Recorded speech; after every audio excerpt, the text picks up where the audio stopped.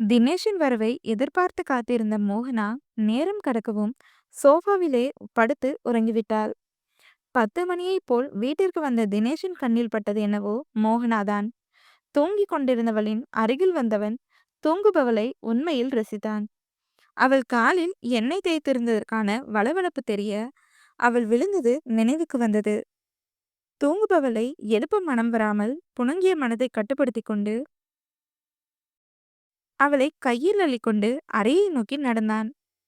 அரை தூக்கத்தில் இருந்த மோகனாவுக்கு அவனின் ஸ்பரிசம் ஏதோ செய்ய கண்ணை திறந்தாள். கால்வலி சற்று அதிகமாக உரைக்க கண்முன்னால் தெரிந்த கணவனின் முகம் இதத்தை கொடுக்க அவன் நெஞ்சில் கையை அழுத்தமாக பதித்து முகத்தையும் இதமாய் பதித்து கொண்டாள். குனிந்து அவளை கண்ட தினேஷ் விறுவிறுவிறுவென அறைக்கு வந்து அவளை பெட்டில் கிடத்தியவன் நிமிர அவனால் நிமிர முடியவில்லை. அவன் சட்டையை இறுக்கமாக பற்றியிருந்தாள் மோகனா. அவளின் நெருக்கம் அவனுக்குள் பூகம்பத்தை ஏற்படுத்த நெருங்கவே மாட்டேன் என்றவனின் சபதம் சருகத் தொடங்கியது. மூச்சை இழுத்துவிட்டவன் உணர்வை கட்டுப்படுத்த முயற்சி செய்ய அதற்கு எங்கு அவள் வழிவிட்டாள். அவளின் சிறுவிரல் தொடுகை கூட அவனை ஆட்டி படைக்க அவளின் கையை பிரிக்க முயற்சி செய்தவன் தோற்றுதான் போனான். ஏதோ உந்துதலில் அவன் சட்டை காலரை பிடித்து இழுத்தாள் மோகனா. நொடியில் தடுமாறி அவள் பக்கவாட்டில் விழுந்த தினேஷ் சட்டென அவளின் கையை எடுத்துவிட்டான். அதில் அவள் நொடியில் நடுங்கி பயத்துடன் அவனை பார்த்தாள் பாவை. அரை தூக்கத்திலேயேதான் அத்தனையும் செய்தாள். தூக்கம் மொத்தமாய் தெளியவும் இதயம் படபடவென அடித்துக்கொண்டது. அவள் கண்ணில் பயத்தை அறிந்த தினேஷ் பட்டென கட்டிலிலிருந்து இறங்கினான். இவர் பக்கத்துல வந்தா ஏன் எனக்கு ஒரு மாதிரி நடுக்கமா இருக்கு, அதே சமயம் படபடன்னு அடிச்சுக்குது என்றெண்ணியவள் முறைத்தவாறு நின்றிருந்த கணவனை கண்டு, எதுக்கு மறைக்கிறாரு? ஓ, ஒருவேளை கட்டில்ல படுத்திருக்கிறதுக்கா இருக்குமோ? எதுக்கு தேவையில்லாத பிரச்சனை, எந்திரிச்சுக்கலாம் என்று நினைத்து அவனிடம் சாதாரணமாக, நான் எப்படி இங்க வந்தேன், கீழே தானே படுத்திருந்தேன் என்று கேட்டாள். கீழே தான் படுத்திருந்த, நான் தான் தூக்கிட்டு வந்தேன் என்று சற்றும் அலட்டிக் கொள்ளாமல் கூறினான் தினேஷ். அதான் எனக்கு தெரியுமே, கோவம் இருந்த மனுஷன் என்ன நினைச்சு தூக்கிட்டு வந்தாரோ என்றென்ன. என்ன யோசனை, சாப்பிட்டியா என்று தினேஷ் கேட்க, என்ன கேட்டீங்க என்று காதில் அரைக்குறையாக விழுந்ததை தெளிவுபடுத்திக் கொள்ள மீண்டும் கேட்டாள் மோகனா.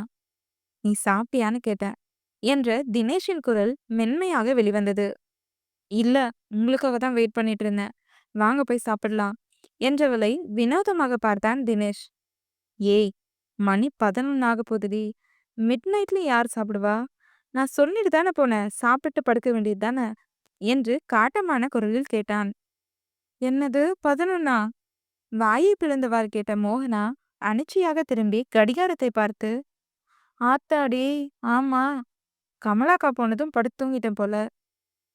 சரி, முதல்ல கட்டில இருந்து எந்திரிச்சுக்கலாம், இல்லனா இவர் இன்னும் ஹைப் ஆகிடுவாரு என்று நினைத்தவாறே சட்டென கட்டிலில் இருந்து எழுந்து நின்றவளுக்கு கால்வலி உயிர் போக, அம்மா என்று கத்தி தடுமாறியவளின் இடுப்பை சட்டென தாங்கி பிடித்தான் தினேஷ்.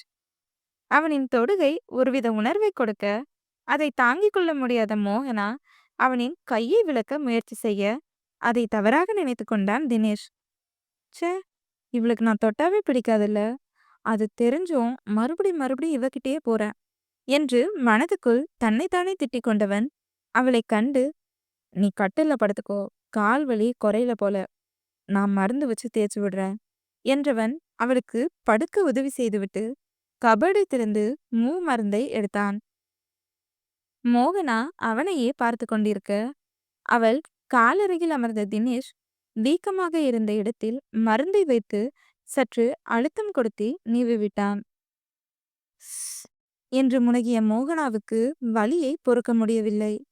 அவன் அழுத்தம் கொடுத்து நீவியதில் வலி உயிர் போக, ஆ, அம்மா வலிக்குது என்று கத்தியே விட்டாள். என்னாச்சு, ரொம்ப அழுத்திட்டனா என்று பதட்டமாக கேட்டான் தினேஷ். வலிக்குது என்று மோகனா சொன்னதும், லைட்டா வலிக்கும்தான், பொறுத்துக்கோ மோகனா, நீவி விடாம இருந்தா இன்னும் வீக்கமாயிடும் என்றான் தினேஷ். என்ற மோகனா கண்ணை இறுக்கமாக மூடிக்கொள்ள தினேஷ் நீவி விட ஆரம்பித்தான். ஒரு கட்டத்திற்கு மேல் அவளால் வலியை பொறுக்கவே முடியவில்லை. அம்மா என்று கத்தியவளின் கண்ணில் தாரை தாரையாய் கண்ணீர் கொட்டியது. மருந்தை மேஜையில் வைத்த தினேஷ் அவள் அருகில் வந்தமர்ந்து, ரொம்ப வலிக்குதாடி என்று தவிப்பாக கேட்க, ம் என்றவாறே தயக்கத்தை தூக்கி போட்டுவிட்டு அவன் மடியில் தலை வைத்து அவனை இறுக்கமாக அணைத்து கொண்டவள், கீழே விழுந்தப்போ கூட இவ்ளோ வலி தெரியல. நீங்க நீவி விட்டதும் சுள்ளுன்னு இழுக்குது என்றவள் அவன் நெஞ்சில் அழுத்தமாக முகத்தை புதைத்தாள். அவளின் வலி நிறைந்த குரல் ஒரு பக்கம் வலியை கொடுக்க, மறுபக்கம் அவளின் அணைப்பு இதத்தை கொடுக்க, உணர்வுகளை அரும்பாடுபட்டு அடக்கி கொண்டவன், ஓகே, நான் நீவி விடல. அழுத்தி நீவி விட்டதால தான் இவ்ளோ வலிக்குதுன்னு நினைக்கிறேன். நான் நீவி விடலனா வீக்கம் பெருசாகி காலையில எழுந்து நடக்கவே முடியாத அளவுக்கு அவஸ்தையை கொடுத்துரும். Leave it. நீ தூங்கு. மார்னிங் பெயினா இருந்தா ஹாஸ்பிட்டல் போய் பார்த்துக்கலாம் என்றான். ம் என்று அவன் முகத்தை பார்த்து கூறினாள் மோகனா. கண்ணை மூடி தூங்குடி என்ற தினேஷ் மனதுக்குள்ளே இறங்கி போடி என்று கல்லாக்கி கொண்டு கூற, அவனின் துணைவியோ வேண்டுமென்றே அவனின் இடுப்பை இறுக்கமாக கட்டிக்கொண்டு கண்ணை மூடினாள். அவள் செய்கையில் சற்று அதிர்ந்தாலும் பின் நிதானமாகி அவள் தலையை கோதிவிட்டான் தினேஷ். என்னை மன்னிச்சிருங்க. நான் உங்ககிட்ட அப்படி பேசிக்க கூடாதுதான். ஏன்னு தெரியல, கோவத்துல வார்த்தையை விட்டுட்டேன். உங்க கண்ணை பார்த்து மன்னிப்பு கேட்கவே ஒரு மாதிரி இருக்கு. நான் இந்த வாழ்க்கைய பத்தி என்ன நினைக்கிறேன்னு எனக்கே புரியல. என்ன நினைச்சா எனக்கே குழப்பமா இருக்கு. இதுல உங்களை எப்படி நான் அக்செப்ட் பண்ணிக்க போறேனோ? உங்களை கொஞ்சம் பிடிச்சிருந்தாலும் ஏதோ ஒன்று தடுக்குது என்று எண்ணிக்கொண்ட திராதகி வாய் வார்த்தையாக எதையும் சொல்லாமல் தூக்கத்திற்கு சென்றாள். பெட்டில் சாய்வாக அமர்ந்த தினேஷ் அவள் தலையை கோதியவாறே தானும் தூங்க ஆரம்பித்தான். காலை பொழுது அழகாக விடிந்தது. முதலில் மோகனாதான் கண் விழித்தாள். இரவு முழுவதும் அவன் மடியில் படுத்திருந்தது உரைக்க, மெதுவாக அவனிடமிருந்து பிரிந்து எழுந்து நின்றவளுக்கு கால்வலி சற்று மட்டுப்பட்டிருந்தது. இவர் கீழேயே என்ன படுக்க வைக்கல போல. பார்க்கவும் அழகாதான் இருக்காரு. ஆனா இவருக்கு எப்படிதான் என்ன பிடிச்சதோ என்னவோ. இத்தனை நாள் சிங்கிளாவே இருந்திருக்கு. இவ்வளோ அழகான புருஷன் கிடைச்சதுன்னு நினைச்சு சந்தோஷமா இருந்தாலும், அடுத்து என்ன நடக்குமோன்னு யோசிச்சா வாழ்க்கையோட வீரியத்தை நினைச்சு பயமாவும் இருக்கு என்று வாய்க்குள் முனகிக் கொண்டவள் ஆடையை எடுத்துக்கொண்டு சத்தம் எழுப்பாமல் குளியலறைக்குள் சென்று விட்டாள். கால்வீக்கம் குறைந்து நடக்க சற்று இலகுவாக இருந்தது. குளித்து ஆடை மாற்றி கொண்டு வந்து கண்ணாடி முன்பு நின்று அளவான அலங்காரம் செய்து கொண்டவள் பின் கிச்சனுக்கு வந்து காஃபி போட்டாள். காஃபியை பிளாஸ்கில் ஊற்றி வைத்துவிட்டு காலை உணவை சமைத்து முடிக்கத்தான் அவளுக்கு நேரம் எடுத்தது. காரணம், எந்தெந்த பொருள் எங்கெங்க இருக்கிறது என்றே தெரியவில்லை அவளுக்கு. பேசாம கமலாக்காவே வர சொல்லியிருக்கலாம். நானே பார்த்துக்கிறேன்னு சொன்னதுக்கு எனக்கு இதுவும் வேணும், இன்னமும் வேணும் என்று வாய்க்குள் முனகியபடியேதான் அனைத்தும் செய்து முடித்தாள். பிளாஸ்க் கப்பை எடுத்துக்கொண்டு அறைக்கு வந்தவள் அதை மேஜையில் வைத்துவிட்டு தினேஷின் அருகில் நெருங்கி, தினேஷ் எந்திரிங்க என்று சொல்லவும், என்று முனவலோடு எழுந்து அமர்ந்தான் தினேஷ். மணி 10 ஆயிடுச்சு. சென்னை கிளம்பணும்னு சொன்னீங்க. அதான் டைம் ஆகிடும்னு எழுப்புனேன். சாரி என்று சன்னமான குரலில் கூறினாள். நோ ப்ராப்ளம் என்றவாறு எழுந்த தினேஷ், இப்போ கால்வலி பரவாயில்லையா என்று கேட்டான். இப்போ ஓகே. நீங்க ஃப்ரெஷ் ஆயிட்டு வாங்க. என்று தலையசைத்துவிட்டு குளியலறைக்குள் புகுந்து கொண்டான். பிளாஸ்கில் இருந்த காஃபியை கப்புக்கு மாற்றிக்கொண்டிருந்தாள் மோகனா. குளியலறையிலிருந்து வெளிவந்த தினேஷ் கப்பை எடுத்துக்கொள்ள மற்றொன்றை மோகனா எடுத்துக்கொண்டாள். நேரங்கள் கடக்க காலை உணவை கணவனுக்கு பரிமாறினாள் மோகனா. சாப்பிட்டு முடித்துவிட்டு அறைக்கு சென்று விட்டான் தினேஷ். அவன் சென்றதும் ஆற அமர பொறுமையாக சாப்பிட்ட மோகனா பின் அனைத்து பாத்திரங்களையும் சுத்தம் செய்து வைத்துவிட்டு அறைக்கு வந்தாள். சூட்கேஸை செக் செய்து கொண்டிருந்த தினேஷ் அவளை கண்டு, காலேஜ்ல கொடுத்த டாக்குமெண்ட்ஸ் எல்லாம் எடுத்து வச்சிட்டியா என்று கேட்டான். எடுத்து வச்சிட்ட என்றாள் மோகனா. ஓகே, கிளம்பலாமா என்று தினேஷ் கேட்க, என்று தலையாட்டினாள். சூட்கேஸை எடுத்துக்கொண்டவன் முன்னே செல்ல அவனை பின்தொடர்ந்தாள் மோகனா. ஹாலில் நின்றிருந்த கமலா இருவரையும் கண்டு புன்னகைத்தார். அக்கா, டைம் ஆயிடுச்சு, நாங்க கிளம்புறோம். வீட்ட பார்த்துக்கோங்க, தோட்டத்தையும் பராமரிங்க என்றான் தினேஷ். சரிங்க தம்பி என்ற கமலா அவனின் மனையாளைக் கண்டு புன்னகைத்தார். நாங்க போயிட்டு வரோம் அக்கா, உடம்ப பார்த்துக்கோங்க என்றாள் மோகனா. இருவரும் பார்க்கிங் வந்தனர். சூட்கேஸை டிக்கியில் வைத்த தினேஷ் ஆட்டோ சத்தம் கேட்டு டிக்கியை மூடிவிட்டு இந்த பக்கம் வரவும் ஆட்டோவிலிருந்து வள்ளி, அஸ்வின் இருவரும் இறங்கினர். அவர்களைக் கண்டு அப்படியே நின்றாள் மோகனா.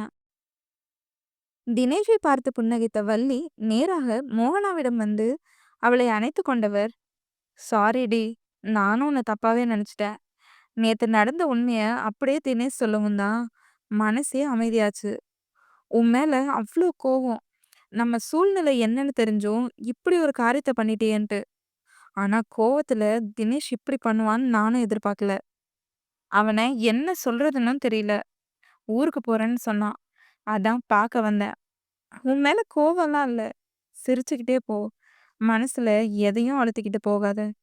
எதுவா இருந்தாலும் பார்த்துக்கலாம் என்றார் வள்ளி. மா என்று அவரை இறுக்கமாக அணைத்துக்கொண்டு கதறிய மோகனா தூரத்தில் நின்றிருந்த கணவனைக் கண்டு மெலிதாக புன்னகைத்தாள். தினேஷுக்கு மனதில் உறுத்திய குற்ற உணர்வு சற்று அகன்றது போல இருந்தது. அவளின் இளகிய முகம் கண்டு அளவாய் புன்னகைத்தான் அவன். அக்கா, பார்த்து போயிட்டு வா, எங்களை மறந்துடாத என்று அஸ்வின் சொன்னதும் வள்ளியை விடுத்து அவனை அணைத்து கொண்ட மோகனா, நான் எப்போ உங்களை நினைச்சிட்டு தான் இருப்பேன் என்றாள் புன்னகையுடன். அவளின் கண்ணை துடைத்து விட்டார் வள்ளி. சரிக்கா, டைம் ஆயிடுச்சு போல. நாங்களும் நேரம் கழிச்சு எந்திரிச்சதுனால வர்றதுக்கு லேட் ஆயிடுச்சு. மாமா வெயிட் பண்றாரு பாரு, போயிட்டு வா என்றான் அஸ்வின் அவளை விட்டு பிரிந்து. இருவரிடமும் சொல்லிவிட்டு காரில் ஏறி அமர்ந்தாள் மோகனா. தினேஷ் தலையசைப்பை மட்டும் கொடுத்துவிட்டு டிரைவர் சீட்டில் அமர்ந்தான். ஆட்டோவில் வள்ளி, அஸ்வின் இருவரும் கிளம்பினர். தினேஷ் காரை இயக்க மனம் முழுக்க சந்தோஷத்துடன் வெளியே வேடிக்கை பார்த்தவர் அமர்ந்திருந்தாள் மோகனா. அம்மா என் மேல கோவம் இல்லைன்னு சொல்லவும் தான் ஏதோ ரிலீஃபா இருக்கு. உள்ளுக்குள்ள அழுத்தின ஏதோ ஒண்ணு இப்பதான் விலகுன மாதிரி தோணுது. என்ன தப்பா ப்ரொஜெக்ட் பண்ண இவரே அதை சரியும் பண்ணிட்டாரு. பல விஷயத்துல இவர் மேல கோவம் இருந்தாலும் அது இப்ப கண்ணுக்கு தெரியல. எனக்காக தான் இவ்வளவும் பண்ணியிருக்காரு. நேத்து என்னென்ன வார்த்தையை விட்டுட்டேன். அதுக்கு நிச்சயமா சாரி கேட்கணும். கேட்டுடலாம் என்று மனதில் நினைத்தவள் தினேஷை பார்த்தாள். சாலையில் கவனமாக இருந்த தினேஷின் கைகள் இரண்டும் சௌகரியமாக காரை இயக்கியது. அவன் கார் ஓட்டும் அழகை முதல் முறையாக ஆழ்மனதின் ஆர்ப்பரிப்புடன் ரசனையுடன் பார்த்தாள் மோகனா. அவள் பார்ப்பதை கவனித்தாலும் கண்டு கொள்ளாமல் சாலையில் கவனம் செலுத்தியவனை தினேஷ் என்று அழைத்தாள் மோகனா. காரை இயக்கியவாறே திரும்பி அவளை பார்த்து என்னவென்று பார்வையால் கேட்ட தினேஷ் மீண்டும் பார்வையை சாலையில் செலுத்தினான். காரை ஓரமா நிறுத்துறீங்களா என்று மோகனா கேட்க, ஏன் என்று கேள்வி இருந்தாலும் அதை கேட்காமல் நிமிடங்கள் கழித்து ஓரமாக காரை நிறுத்தினான் தினேஷ். பின் சீட்டிலிருந்து இறங்கி வந்து முன் சீட்டில் அமர்ந்து கொண்டாள் மோகனா. அவளை புரியாமல் பார்த்த தினேஷ் கேள்வி எதையும் கேட்காமல் காரை ஸ்டார்ட் செய்தான். அவனையே கண்ணிமைக்காமல் பார்த்த மோகனாவுக்கு அடிப்பது அற்பத்தனமான சைட் என்பது மூளையில் தெளிவாக உரைத்தாலும் பார்வையை அவள் விளக்கவே இல்லை. அவளின் இமைக்கா பார்வையை ஓரக்கண்ணால் கண்ட தினேஷின் காது சிவந்து போனது. அது அவளின் கண்ணில் பட அவனின் சங்கடத்தை உணர்ந்த மோகனா விண்டோ பக்கம் பார்வையை திருப்பினாள். அங்கு துர்க்கையம்மன் கோவில் தென்பட, தினேஷ், நம்ம அந்த கோயிலுக்கு போலாமா என்று சட்டென கேட்டாள். காரை நிறுத்திய தினேஷ் அவள் கை காட்டிய திசையை பார்த்துவிட்டு, நம்ம இங்கே லேட் பண்ணா சென்னை போக இன்னும் லேட் ஆயிடும். இருட்டுறதுக்கு முன்னாடியே அம்மா வர சொல்லியிருக்காங்க. இன்னொரு நாள் இங்க கூட்டிட்டு வந்தா கண்டிப்பா கூட்டிட்டு போறேன் என்றான். என்று சம்மதமாக தலையாட்டிய மோகனா காரில் இருந்தவரை கடவுளை வணங்கி கொண்டாள். அதை பார்த்து புன்னகைத்த தினேஷ் பின் காரை ஸ்டார்ட் செய்து இயக்கினான். ஏன் சிரிக்கிறீங்க என்று அவனை கண்டு மோகனா கேட்க, அது ஒன்றும் இல்ல, உனக்கு கடவுள் பக்தி அதிகமா என்று தினேஷ் கேட்க, ஆமா, எனக்கு துர்க்கை அம்மன் ரொம்ப ரொம்ப பிடிக்கும். நான் சோகமா இருந்தாலும் சந்தோஷமா இருந்தாலும் கோயிலுக்கு தான் போவேன். கோயிலுக்கு போனேன்னா மனசுக்குள்ள தானா ஒரு அமைதி வந்துடும் என்றாள் புன்னகையுடன். ம் என்றவன் புன்னகையுடன் சாலையில் கவனத்தை செலுத்த அவன் சிரிப்பை ரசனையுடன் கண்ட மோகனா தினேஷ் என்று அழைத்தாள். ம். தினேஷ் என்று மீண்டும் மோகனா அழைக்க, சொல்லுடி என்றவாறே அவளை பார்த்தான் தினேஷ். அது அது வந்து சாரி. நான் உங்கள பேசின வார்த்தை ராங் தான். அது எனக்கு புரியுது என்று தயக்கமாக கூறினாள். எனக்கு உன் மேல கோவம்லாம் இல்லடி. அத எப்படி சொல்றது? ஒருவித வருத்தம்னு வச்சுக்கோயேன். நீ பேசின வார்த்தை என்ன ரொம்ப ஹர்ட் பண்ணிடுச்சு. சத்தியமா அப்போ என்னால முடியல. அதான் நானும் ரொம்ப அக்ரெசிவா ரியாக்ட் பண்ணிட்டேன் பாப்பா என்றான் தினேஷ். என்னது பாப்பாவா? யார் நானா? என்று வாயை பிளந்தவாறு ஆச்சரியமாக கேட்டாள் மோகனா. நீதான். எனக்கு பாப்பா தான் என்று சிரிப்புடன் கூறினான் தினேஷ். கண்கள் விரிய அவனை கண்ட மோகனா, பாப்பா, நல்லாதான் இருக்கு. என்ன இப்படிலாம் யாருமே கூப்பிட்டதே இல்லையே. பாப்பான்னு நினைக்கும் போதே ஒரு மாதிரி சிலுக்குதே என்றெண்ணி தனக்குள் புன்னகைத்துக் கொண்டாள். அவளின் முகத்தில் தெரிந்த பரவசத்தைக் கண்டு மனதுக்குள் சிரித்துக் கொண்ட தினேஷ் தன்னுடன் சகஜமாக சண்டையிடாமல் பேசியவாறு வரும் மனைவியை ஒரு கண்ணால் ரசித்தான். கார் ஹோட்டலில் நின்றது. இருவரும் ஹோட்டலுக்கு வந்தனர். மதிய உணவை முடித்துவிட்டு பயணத்தை தொடர்ந்தனர். உண்ட மயக்கத்தில் சீட்டில் சாய்ந்து தூங்கிவிட்டாள் மோகனா. சைடில் அவளை பார்த்து ரசித்த தினேஷ், இவ பக்கத்துல இருந்தா என்ன மீறி ஏதாவது பண்ணிடுவேன் போல. என்னமோ பண்றா. சீக்கிரமா வீட்டுக்கு போயிடணும் என்றெண்ணியவன் காரை வேகமாக இயக்கினான். சென்னை மயிலாப்பூரில் பணக்கார குடியிருப்பு பகுதியில் தினேஷின் கார் நுழைந்தது. அவ்வளவு வேகமாக வந்தும் இரவு 12க்கு தான் ரீச் ஆகினர். ஓங்கி உயர்ந்திருந்த வீட்டிற்குள் கார் சீறி பாய்ந்து மின்னல் வேகத்தில் நுழைந்தது. போர்டிகோவின் முன் சற்று கிரீச் என்ற சத்தத்துடன் கார் நிற்க, அதை கேட்டு கூட மோகனா எழுந்து கொள்ளவில்லை. இவன இப்படி தூங்குறா? எழுப்ப வேற மனசு வர மாட்டேங்குது. அம்மா அப்பா ஹால்லயே இருப்பாங்க. இல்லனா தூக்கிட்டு கூட போலாம். வேற வழியே இல்லை, எழுப்பிதான் ஆகணும் என்று எண்ணியவாறே அவளை நெருங்கியவன், பாப்பா, வீடு வந்துடுச்சு, எந்திரிடி என்றான் அவளின் தோளை தட்டியவாறு. சட்டென விழித்து திடுக்கிட்டு அவனை பார்த்தாள் மோகனா. வா, அம்மா வெயிட் பண்ணிட்டு இருப்பாங்க, போலாம் என்று காரிலிருந்து இறங்க மோகனாவும் இறங்கிக் கொண்டாள். இருவரும் வீட்டிற்குள் வரவும் அவர்களை வாசலிலேயே தடுத்து நிறுத்திய சரஸ்வதி ஆர்த்தி எடுத்து வீட்டின் உள்ளே வரவேற்றார். வா மோகனா என்றவாறு அவளை பூஜை அறைக்கு அழைத்து வந்த சரஸ்வதி விளக்கேற்றி கடவுளை வணங்கச் சொன்னார். காமாட்சி விளக்கை பற்ற வைத்து மனமுருக கடவுளை வணங்கிக் கொண்டாள் மோகனா. மா, நானும் இங்குதான் இருக்கேன் என்று இருவரையும் கண்டு சற்று பொறாமையுடன் கூறினான் தினேஷ். மோகனாவை அணைத்து கொண்டு மகனை கண்டு நக்கலாக சிரித்தார் சரஸ்வதி. ரொம்பதான் கொஞ்சுறீங்க என்று சலித்து கொண்டாலும் உள்ளுக்குள் சந்தோஷப்பட்டு கொண்டான் தினேஷ். இருவரையும் கண்டு மோகனா புன்னகைக்க, சரி சரி உட்காருங்க, நான் பால் காய வச்சுட்டு தான் வந்தேன், காஃபி போட்டு எடுத்துட்டு வரேன் என்று கிச்சனை நோக்கி சென்றார் சரஸ்வதி. இருவரும் சோஃபாவில் அமர்ந்தனர். சரஸ்வதி காஃபி கொண்டு வந்து கொடுத்தார். அப்பா எங்கம்மா என்று தினேஷ் கேட்க, அகில கூட்டிட்டு வரதுக்கு போயிருக்காங்க என்றார் சரஸ்வதி. எப்ப வருவாங்க என்று மோகனா கேட்க, லேட் ஆகும்னு சொன்னார் மோகனா. வெளியே வேலை இருக்கும்னு நினைக்கிறேன். அதை முடிச்சுட்டு அப்படியே சின்னவனை கூட்டிட்டு வந்துடுவாரு என்றார் சரஸ்வதி. என்று மோகனா தலையசைக்கவும் காஃபி கப்பை டீப்பாயில் வைத்த தினேஷ், ஓகேம்மா, நீங்க 2 பேரும் விடிய விடிய கூட கொஞ்சிட்டுருங்க. டிராவல் பண்ணி வந்தது டயர்டா இருக்கு. நான் ஃப்ரெஷ் ஆயிட்டு ரெஸ்ட் எடுக்கிறேன் என்றவன் மாடியை நோக்கி நடந்தான். கொழுப்ப பாத்தியா என்று சிரித்தவாறு கூறிய சரஸ்வதி மோகனாவிடம், நீ தினேஷ் வாழ்க்கைக்குள்ள வந்ததுல இருந்து அவனுக்குள்ள நிறைய மாற்றம் மோகனா. அதுக்கு காரணம் நீதான் எனக்கு தெளிவா தெரியும். அவன் அவ்வளவு சீக்கிரம் உணர்வுகளை வெளியவே காட்ட மாட்டான். இப்போ சகஜமா பேசினா கேட்டியா? அதெல்லாம் இது வரைக்கும் நடந்ததே இல்லை. என்கிட்ட பேசவே காரணத்தோட மட்டும்தான் வருவான். ஒன்று சாப்பாடு போடுங்க, காஃபி வேணும், இப்படிதான் இருக்கும். சட்டுன்னு கோவப்படுவான். ரோஷம் பொத்துக்கிட்டு வரும். உனக்கு அவனை பத்தி தெரியும்னு நினைக்கிற. இருந்தாலும் இதெல்லாம் சொல்லணும்னு தோணுச்சு என்றார் சற்று தயக்கமாக. அத்தை, அவரு எப்பவும் போலதான் இருக்காரு. நீங்க அவர்கிட்ட சகஜமா பேசுங்க, அவரும் பேசுவாரு. ரொம்ப யோசிக்காதீங்க என்று வாய்க்கு வந்ததை கூறினாள் மோகனா. சரி, நீயும் போய் படுத்து தூங்கு மோகனா. இவங்க வர்றதுக்கு லேட் ஆகும் போல. காலையில பேசிக்கலாம் என்றார் சரஸ்வதி. எந்த ரூம் அத்த? என்று பாவமாக கேட்டாள் மோகனா. மேல லெஃப்ட் சைடுல இருக்க மொத ரூம் என்றார் சரஸ்வதி. ஓகே அத்த, குட் நைட் என்று சொல்லிவிட்டு மாடிப்படி ஏறிய மோகனாவின் மனதில் சரஸ்வதி சொன்ன வார்த்தைகள் தான் ஓடியது. அறைக்கு வந்தவள் அறையை சுற்றி பார்த்து, ம் இந்த ரூம் சூப்பரா இருக்கே. அங்க விட இங்க இன்னும் நல்லாவே கட்டியிருக்காங்க.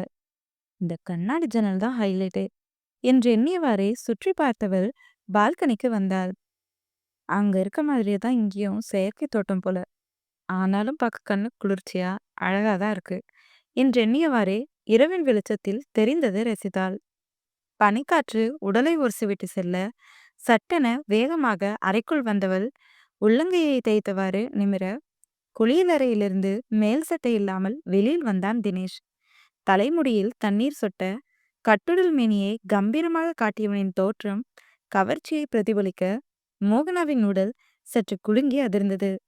சட்டென திரும்பி நின்று கொண்டாள். அவளை கண்டு புன்னகைத்த தினேஷ் அவள் அருகில் நெருங்கி, நான் உன்னை எங்க அம்மா கிட்ட தானே பேசிட்டு இருக்க சொன்னேன். எதுக்கு மேடம் சீக்கிரம் வந்தீங்க என்று கேட்டான். அத்தை தான் ரூமுக்கு போயிட்டு ரெஸ்ட் எடுன்னு சொல்லி அனுப்புனாங்க என்று சற்று தயக்கமாக கூறினாள் மோகனா. நிஜமாவா என்று கேட்ட தினேஷ் மேலும் அவளை இன்னும் நெருங்கினான்.